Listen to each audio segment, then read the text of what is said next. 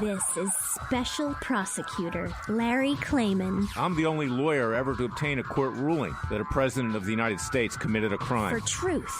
For competition. As a young lawyer, I helped break up AT&T. That's why you have all your cell phones today. For sovereignty. For the Republic. I'm the guy who at Judicial Watch, which I founded, uncovered the Chinagate scandal. Millions of dollars going to the Clinton campaign, corrupting our political system. For the privacy of citizens. And I'm the only guy to have enjoined the National Security Agency from mass surveillance on hundreds of millions of Americans. Tearing it up. I'm the son of meatpackers in Philadelphia, Pennsylvania. I know how to slice and dice. Bringing it back. We're going to take this country apart and put it back together again in the way envisioned by our founding fathers. It's not just talk. We're not just regurgitating news stories. Larry Klayman, special prosecutor, is making the news. And now, here's Larry. Welcome to this week's edition of Special Prosecutor with Larry Klayman.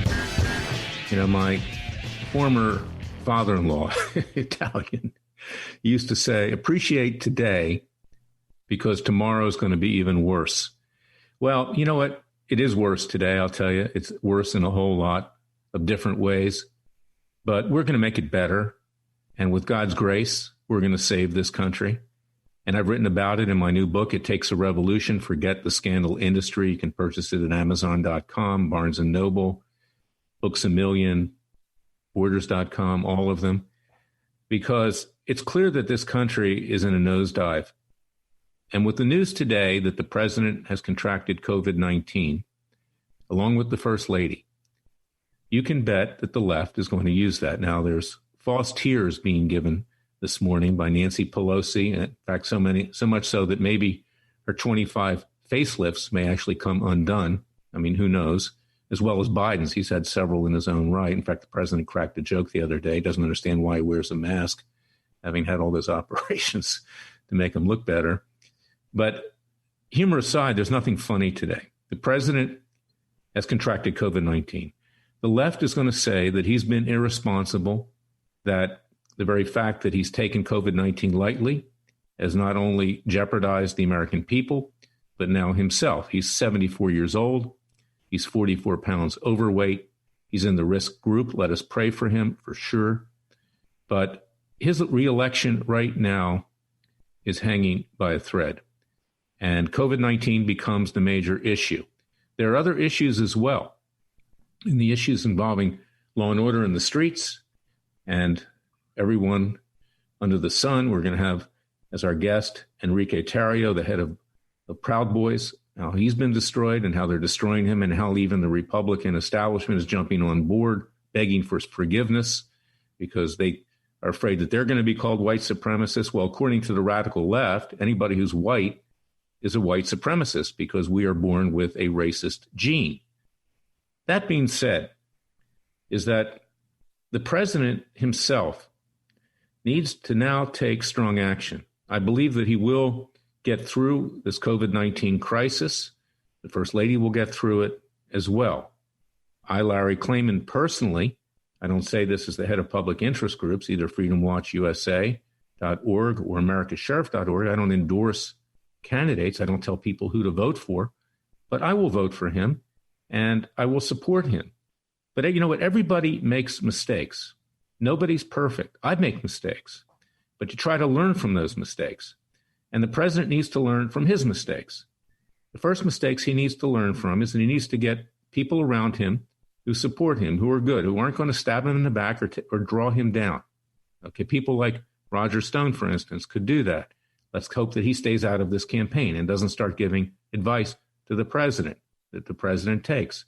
Because the advice that he should be taking right now is to stay strong, to not react, but to do things that are firm. Now that he has contracted COVID-19, it's not enough. And I wrote a column in WorldNet Daily last Friday. I want you to read it at freedomwatchusa.org, which is about the communist Chinese. Now, the communist Chinese have attacked him personally and his family. It's not enough to call the communist Chinese leadership in Beijing names. It's not enough to make fun of what they did by calling it the Kung Flu. It's not enough to say that we have the strongest military in the world and thereby threaten communist China. Because, you know, the reality is now they have a military equal to our own. Thanks to Obama and the rest of those hacks in his administration, they allowed our military to be drawn down while the Chinese were building up and stealing technology. They have now hypersonic weapons that are more advanced than ours that can hit us with nuclear weapons in a matter of minutes. So what does the president need to do? Rather than just challenging the Chinese in terms of tweets, he needs to join Freedom Watch's class action. He needs to instruct his attorney general to intervene and support us in Dallas, Texas, in our criminal case in The Hague, Holland, against these communist Chinese. And here's the other thing, and we're going to talk about this with Enrique Tarrio, is that even the conservative pundits, many of them, not all of them, but many of them, run from controversy. They run from crises. Enrique Tarrio and the Proud Boys, just last Thursday night, was thrown under the bus by Lindsey Graham, that despicable head of the Judiciary Committee who's done nothing, plays both sides of the aisle, simply was trying to win the conservative base with his defense of Kavanaugh. But then when it costs him, because he's obviously at risk in South Carolina for re-election, when it costs him, he'll throw anybody under the bus. And last Thursday night, he called Enrique Tarrio, and you're going to hear that he's not a white supremacist, no more than you are a white supremacist. So did Tim Scott, the African-American senator from South Carolina, as well. So they've joined Biden in this crusade. They've turned Tarrio into the equivalent of Willie Horton. But as importantly, is that when I tried to get the truth out, and I tried to do it on Eric Bolling's show on Sinclair, and I like Sinclair, and I like the owner of Sinclair, David Smith, and all of them over there. But Eric Bolling, no, he's two-faced. And frankly, I don't think he should have a show over there, because if you're not going to be strong, then lead, follow, or get out of the way, as I've said. But I had Dr. Judy Mikovits on, and she explained, and I've got other experts as well with regard to our case in Dallas, Texas, and experts for our case in Jerusalem, Israel, because I have really brave Israeli colleagues, and our case in The Hague. I've got 4 experts at this point, including Dr. Mikovits, who will testify that what the communist Chinese unleashed, either accidentally or by design, was a bioweapon. It's not immune from suit. It's banned by international convention. And that this bioweapon, the seeds of it, were given to the communist Chinese Wuhan lab by Dr. Anthony Fauci, with money being appropriated by the Obama administration, President Obama himself, to that Chinese lab to do research on the roots of that, the SARS roots, which became COVID-19, because that research could not be done at a military virology lab in Fort Detrick, Maryland. Now remember what Fort Detrick, Maryland is. They're supposed to study viruses to protect us from bioweapons attacks. Unfortunately, they themselves have created bioweapons. In fact, the anthrax, which was released after 9/11, was given to Saddam Hussein to use against the Iranians. We were obviously trying to push back after what happened with the Iranian hostage crisis at our embassy in Tehran, and it got out.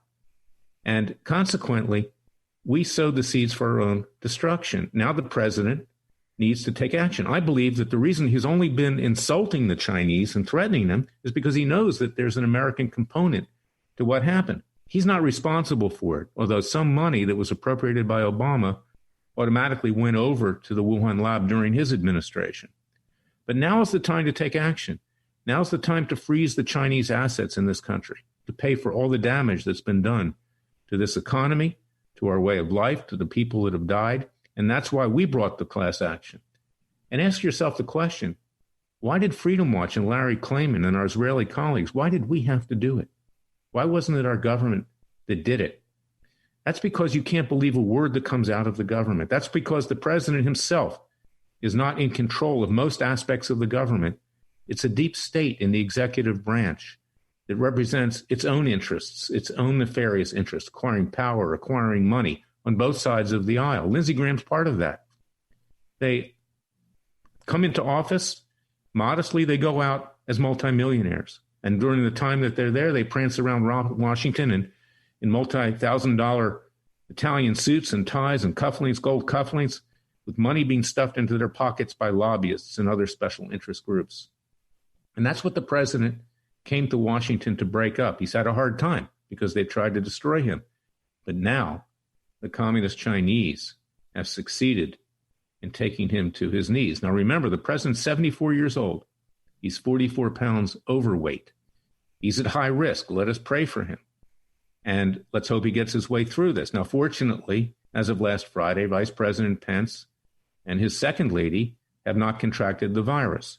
If he needs to take over, I have confidence in Pence that he will try to do the right thing, but he's also the product of the Republican establishment. He's not like Trump. He's not going to stick his neck out to that degree. And that's why we, the American people, must rise up. That's why we must fight the Second American Revolution. That's why we must push back. And that's why I wrote the book. It takes a revolution. Forget the scandal industry. Get up off the couch. Put the Diet Coke, the wine, the beer, the popcorn down. Turn off Fox News. They've been trying to stab the president in the back as well. Look at Chris Wallace, the head of Fox News, Lachlan Murdoch, allows to go on there and ask the president loaded questions at the debate and in effect accuse him of being a white supremacist over a group that he didn't have much knowledge about, which was the Proud Boys. And that's why I'm having the Proud Boys on, because they need to explain who they are, because they're not white supremacists. In fact, the head of it, ENRIQUE TARRIO, is a Hispanic black person. I mean, this is as bizarre as Dave Chappelle's skit, The White Supremacist, ironically. Go off on the internet and see that. I mean, this is how bizarre the things are. But you know what? It's evil. It's evil. The left is pure evil. They are trying to destroy this country. They've been taken over by communists, socialists, leftists, atheists, radicals of all race, color, and creed. And that is why your Freedom Watch will stand up and we will fight along with others to save this country. So go to freedomwatchusa.org. Join our cause. We are not afraid. You cannot be afraid.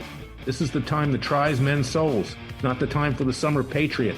The country's hanging by a thread. I'll be right back with the second segment of Special Prosecutor with Larry Klayman. Until then, go to freedomwatchusa.org and sign up for our Justice League. The time is now.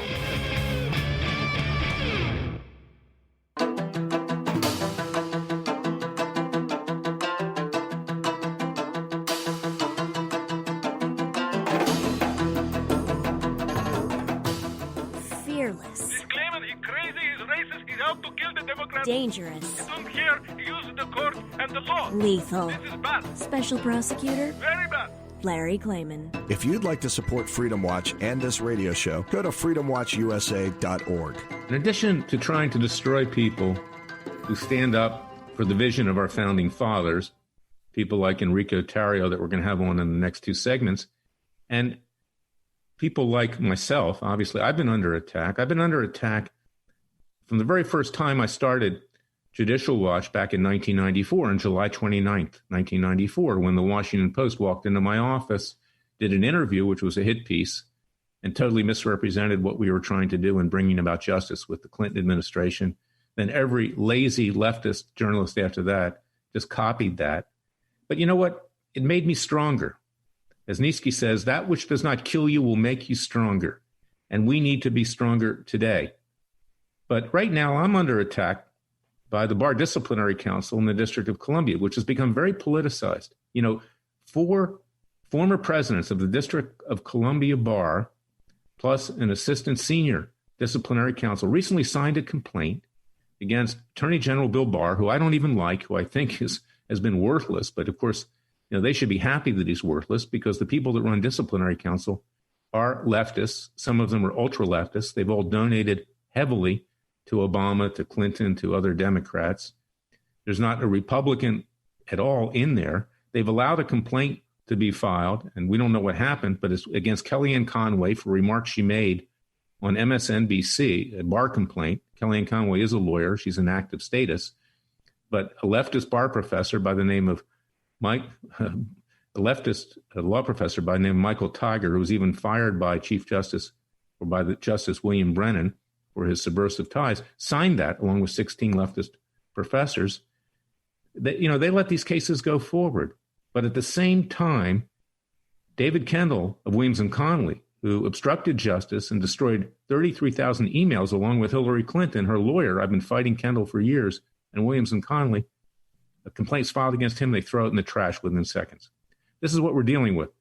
So last week, a leftist journalist by the name of Josh Gerstein wrote this hit piece, which suggested that somehow, I'm getting my comeuppance, that I'm going to be disbarred, that I'm going to be removed from the practice of law. Well, that's not going to happen, I'll tell you. Larry Klayman fights, and I don't take it laying down. The problem is that the District of Columbia Board of Professional Responsibility heretofore has not policed itself. They don't police their own organization. And the Bar Council, this new one that came in, Hamilton Fox, along with Julia Porter, who is his hitman, ultra-leftists are taking the initiative and trying to remove people who are conservative lawyers and support the president. Well, that's not going to happen, I'll tell you. But Gerstein, for Political, wrote a very defamatory piece. He's going to be sued, and I'm going to sue the Bar Council, the Disciplinary Council, along with him, because there's an acknowledgement in that story that they were leaking information to him, which was untrue. They're not supposed to talk about disciplinary proceedings. Believe it or not, 2 of those disciplinary proceedings were filed by Tom Fitton of Judicial Watch, who's always been very competitive with me. And, this is what we're going through right now. This is a situation where even people that are supposed to be on our side are crouching, getting under the table, not taking any action. And, I'm a lawyer in Florida. I'm a lawyer, generally speaking. It's not going to keep me from doing what I have to do, but it takes up my time. It diverts what I do. And, I do have a legal defense fund for that. But the thing is that this is the world we live in, is that anybody who will take a strong stand, the left will try to destroy. And there are even people who claim to be on the right that will throw the towel in for whatever reason and crouch under the table, begging for forgiveness. And this is a situation where the American people need to rise up themselves. And that's why they need to go out and purchase my book. It takes a revolution, forget the scandal industry. Gerstein will get his, and so will Politico. And unfortunately, Gerstein's a part of the Jewish left. I'm Jewish, very proud of it. I'm a Jewish Christian. The Jewish left has always hated me because not only are you not supposed to be conservative, much like African Americans are not supposed to be conservative, but I also believe in Jesus. I believe in our Savior. I believe in the Messiah. And you're not supposed to believe in that if you're Jewish. But you know what? Jesus was a Jewish rabbi. He was the truest Jew there ever was. And I'm proud of that fact. And, consequently, I'm as Christian as Jesus was. And he wasn't even Christian. They created Christianity after him. He is the Son of God, and I'm proud of that. And I will let no party on the Jewish left try to defame me because they resent that. So God bless you. God bless your family. Stay safe. Go out and purchase the book because it's a call to legal and peaceful arms. We, the American people, must stand up and defend ourselves. I'll be right back. Enrique Tarrio.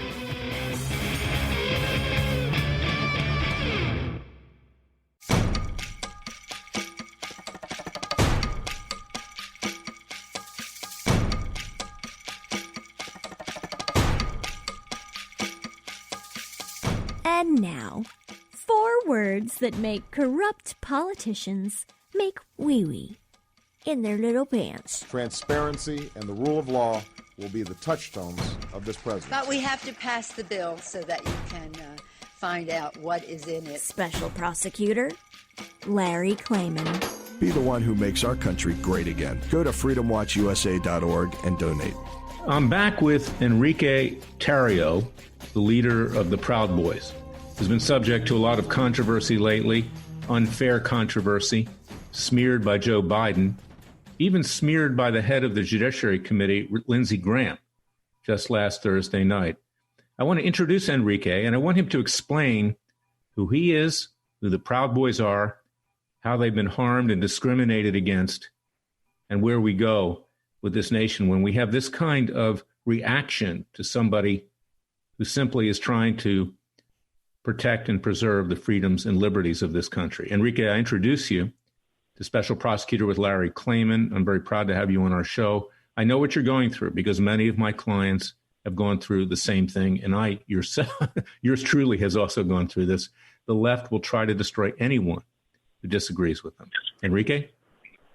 Well, thank you. First and foremost, thank you for having me on. As you just announced to your viewers, my name is Enrique Tarrio. I'm a business owner out of Miami. I'm a Cuban American, and I am the chairman of the Proud Boys, which I had no idea that we were going to be front and center in the first debate of probably the most election we've ever seen. And a lot of people don't know who the Proud Boys are, and I feel like we're a very misunderstood group, and we're a very demonized group by the left. And it always boils down to an election. So in the 2018 election, if you remember, Larry, the whole jobs, not mobs was trending. And the left was desperately looking for a boogeyman. They found it in the Proud Boys. And here we are in the 2020 election. Biden made a crucial mistake on that debate stage. The president was asked to denounce white supremacists and militia groups. And while the president was asking for a name from Chris Wallace, Biden butt in and said, the Proud Boys. And the reason why I say it's a crucial mistake is I understand we're not everybody's cup of tea. We're rough around the edges. We cuss and drink like sailors. I get it. But one thing that you could never call us, and probably the most inaccurate thing that you can call us, is white supremacists. I don't know if your viewers know what I look like, but I am extremely brown. I speak better Spanish than I do English. And I run an organization that does not, like in the application to become a Proud Boy, we don't ask you what your race is, what your cultural background is, or what your religion is. We don't care. We honestly don't care. We ask you, do you think America is the best country? Do you believe that the West is the best? And we show you what our tenets are, which consist of pro-family American values. We're big on the First Amendment. We're big on the Second Amendment. We're big on the American nuclear family. We actually, some people might think that two of our tenets are leaning left, which I don't think so. I think they're conservative tenets, but we want to close private prisons for profit, and we think that the drug war has failed. And I think we need to re-examine that. So we're being used, Larry. We're being used to raise money for a campaign and to raise fear. Biden yesterday made an ad with us on it, with the tiki torches and stuff like that. We didn't go to that tiki torch march. We don't care. Again, we don't care what your race is, but he also sent two fundraising emails mentioning us by name. So a lot of people say, well, I don't understand where this hate's coming from. I understand it completely, and it's not from our side. It's not because of our views. It's because they're desperate to win an election. They desperately need to win. They know that they're clawing at everything that they can, including calling me a white supremacist, which multiple news outlets have called me that. Not showing my picture. Well, Enrique, this is typical of what goes on, is that the left will first make you radioactive. It happens to Joe Arpaio, my client, Sheriff Arpaio, Chief Justice Roy Moore, Laura Loomer, who's running for Congress up there in Palm Beach. You're down there in Florida right now. Florida's my home state. And many of my other clients, Jerry Corsi is another example. They make you radioactive, and they make you an untouchable. They turn you into what is, in effect, a leper. But then what's even worse is that people on the so-called, and I say so-called, conservative side of the aisle, they run from it. They get scared of it. Yeah. And they'll join in. And yesterday, Lindsey Graham, head of the Judiciary Committee, also called you a white supremacist. Tim Scott, African-American senator from South Carolina, threw you under the bus. And they don't even bother to do research. They just go with the flow because they're scared. And that's what's going on today.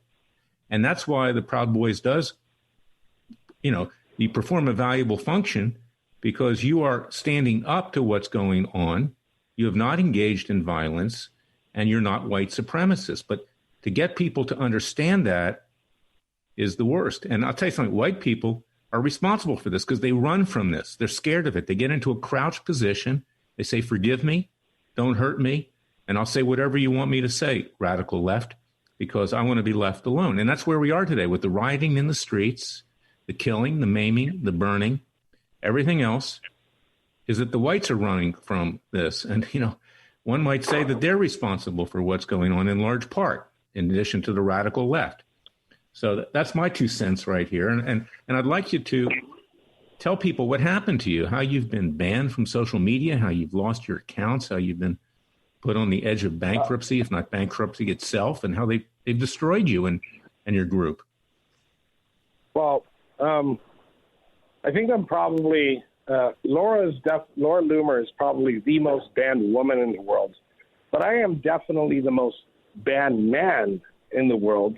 At first it was tough, but now it's I've learned. But I've been banned.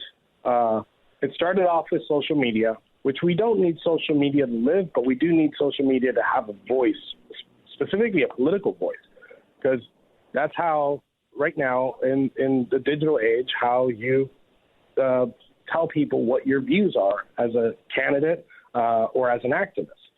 So I was knocked off of those platforms, and then the ball started rolling. The snowball effect started happening. PayPal, Airbnb, Coinbase Commerce. I've gone through 63 credit card processors for a T-shirt shop. I'm not even selling guns. I'm not even like one of those marijuana dispensaries. I sell T-shirts. And then I made a joke about this after I got banned off social media. I'm like, oh, one day my bank is going to ban me. Well, my bank did ban me. Chase Bank banned me. And I worked for Project Veritas for a while, and we did an expose. We actually got in communication with somebody in the Chase executive branch, and their words, and maybe we've heard these words before. Maybe you've heard these words before, Larry. We don't do business with those kinds of people. It's pretty reminiscent of something. I'm not allowed. Perfect example, Airbnb. I never used Airbnb. I just signed up for an account, and I got banned for being part of a pro-America organization. I don't have this Twitter. I don't have a Twitter account, so I can fight, this narrative, so I can say my story.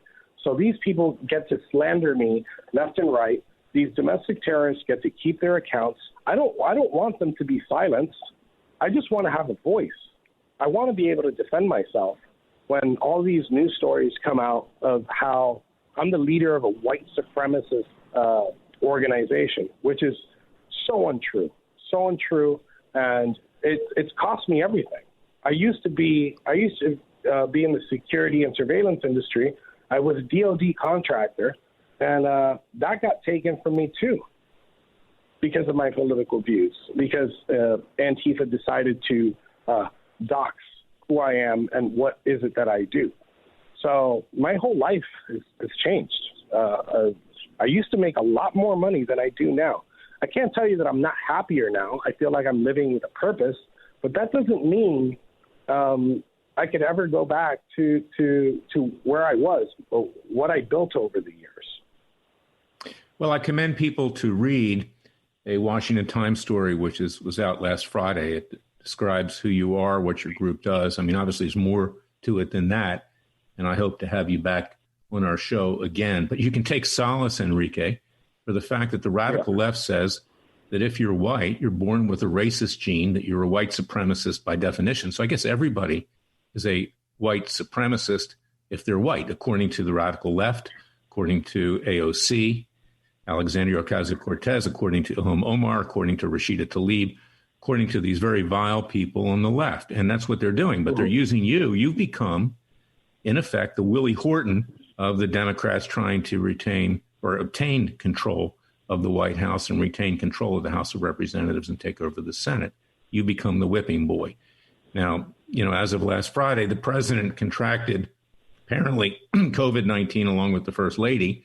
Hopefully that'll take this off of the front pages for a while, but it'll be back because they're going to use this in combination with the president's getting COVID-19 to say that he's not only a white supremacist because he refused to attack you, but that he's been totally irresponsible with COVID-19 and now has put the nation in jeopardy, he himself getting COVID-19. It's a bad situation, but it points out the fact that we, the American people, must rise up, must do it for themselves. I've written a new book, It Takes a Scandal Industry, It Takes a Revolution, Forget the Scandal Industry. I'll send you a copy.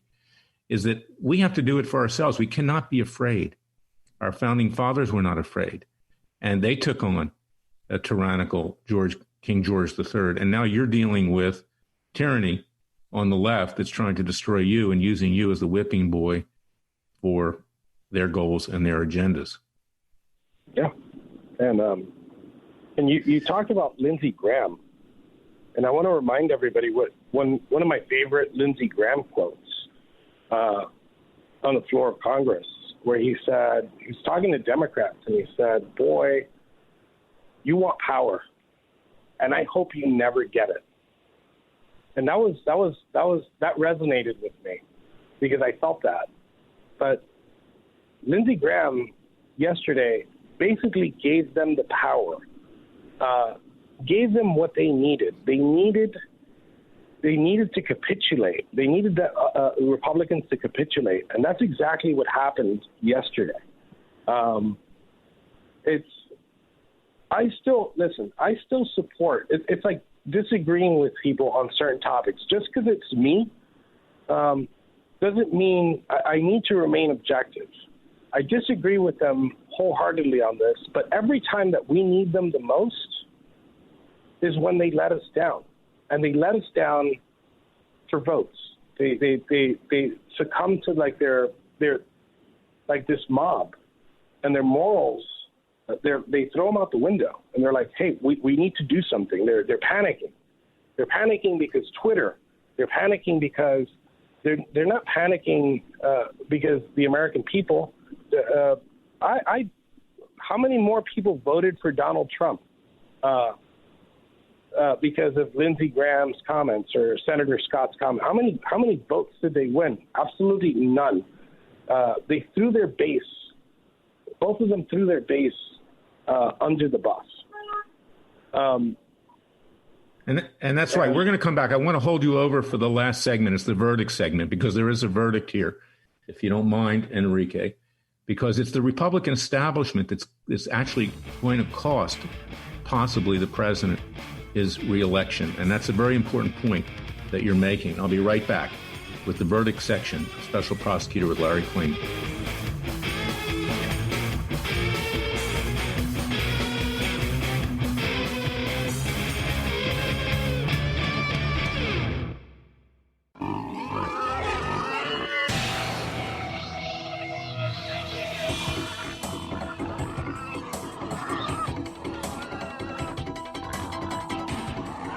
Before he was a trial lawyer, he sliced him and diced him. People used to ask me, Larry, what caused you to start Judicial Watch and now Freedom Watch, given the powerful forces in this country that put you at risk? In a meat packing plant. I'm the son of meat packers in Philadelphia, Pennsylvania. I know how to slice and dice. A very special prosecutor, Larry Klayman. If you'd like to support Freedom Watch and this radio show, go to freedomwatchusa.org.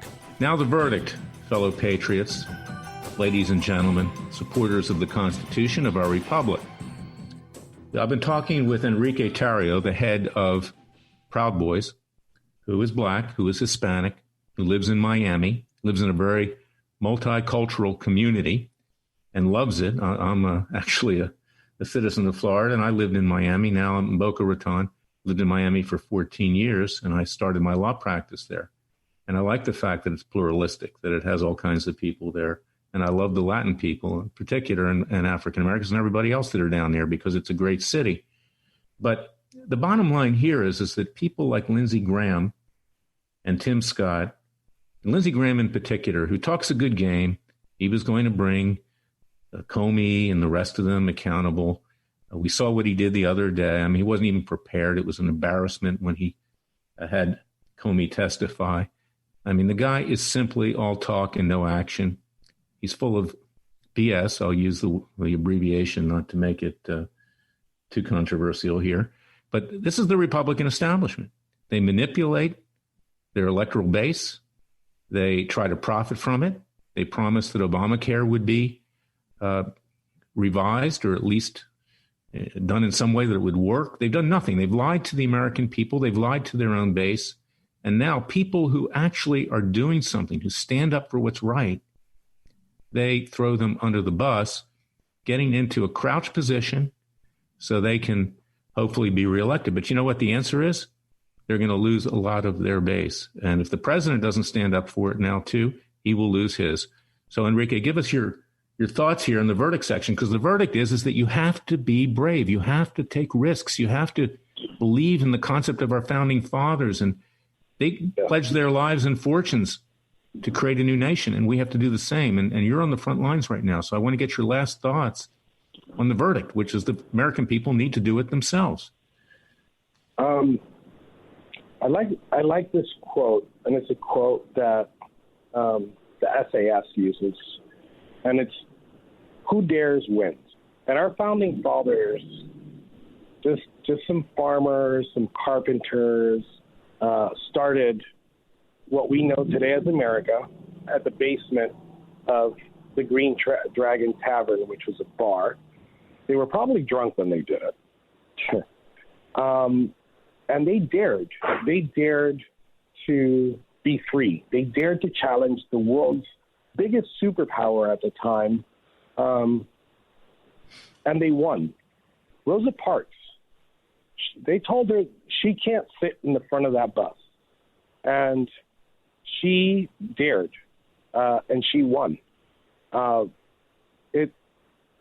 So we don't need any politician to tell us what to do. We will always stand for what's right. We'll always stand in the face of tyranny.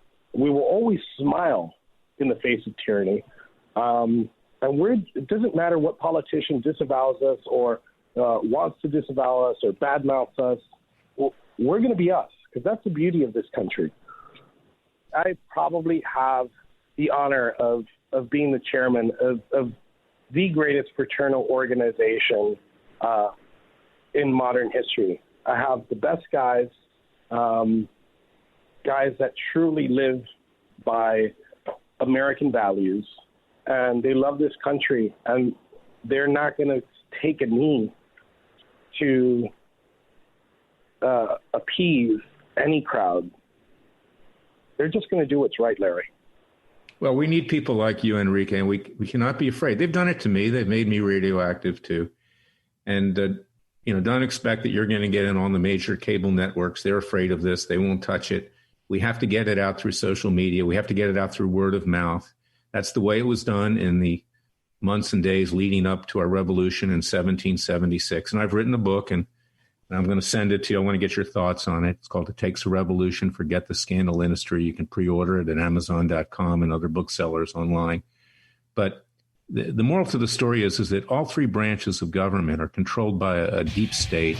I explain what that deep state is. Nobody's really defined it. I've lived it now for decades. I fought it in the trenches. I didn't spend my time in a radio studio. I spent my time fighting them on the ground. I know what it's about. So thank you for everything that you do, Enrique. I'm going to have you back and hang in there. Stay strong. And the American people must stay strong as well. God bless them. God bless you. I'll be back next week with another edition of Special Prosecutor with Larry Klayman.